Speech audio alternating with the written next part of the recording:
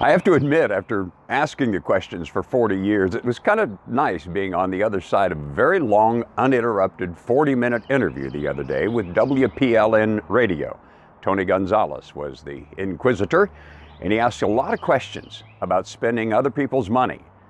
I broke this down into several segments so you didn't have to watch a full 35 or 40 minutes at a time, and I put pictures over it so you could kind of see what we were talking about.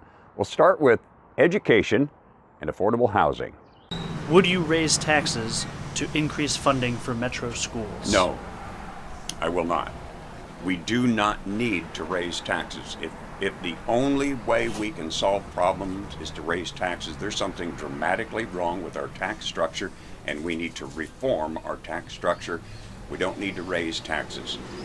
I know people promise this all the time, but you have to prioritize, and participating in good basic education is one of those priorities. So you prioritize it, you make sure that's paid for, you make sure that your police department is fully funded and that you have the police on the street that we need to do the jobs, and the fire department the same thing. You make sure that our streets are in good repair, you make sure there are sidewalks where they're needed, not where they're not needed. Make sure that people can ride their bicycles where they want to and not build a bunch of expensive bike lanes where nobody wants to ride their bicycles. Quit doing things that you don't need to do and that don't have any value, and you can afford to do the things that you do need to do. But I am not going to, because we don't need to, raise taxes for education. If we actually needed to, I'm not opposed to tax increases that are absolutely necessary. There's one tax, the gas tax, that represents personal responsibility probably better than any other tax or economic system, because it is the user paying for that.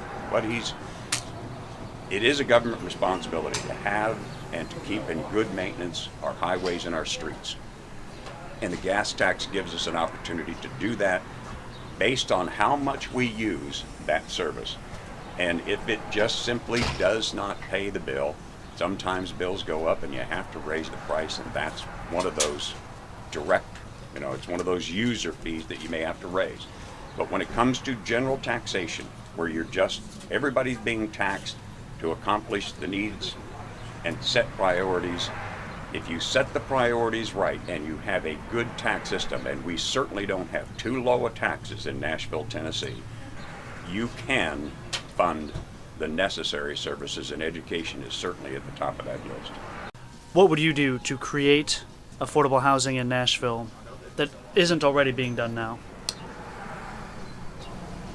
I want to be real clear about this. The city has some responsibilities it must meet, both morally and legally, and some responsibilities that it doesn't necessarily need to meet, either morally or legally.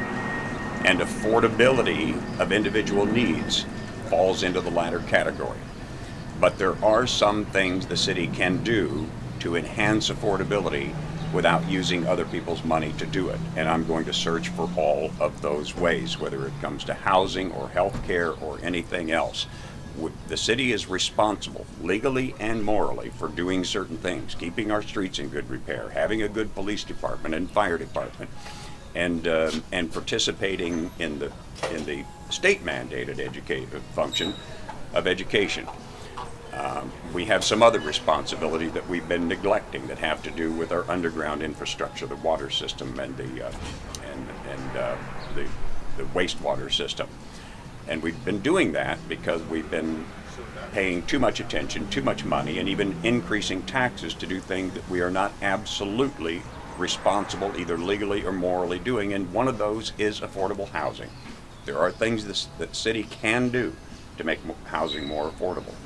We can eliminate unnecessary regulation that add to the cost of building housing. We can cooperate with the developers, but not subsidize. I'm not going to subsidize developers, I'm not going to subsidize owners, and I'm not going to subsidize renters any more than we already do.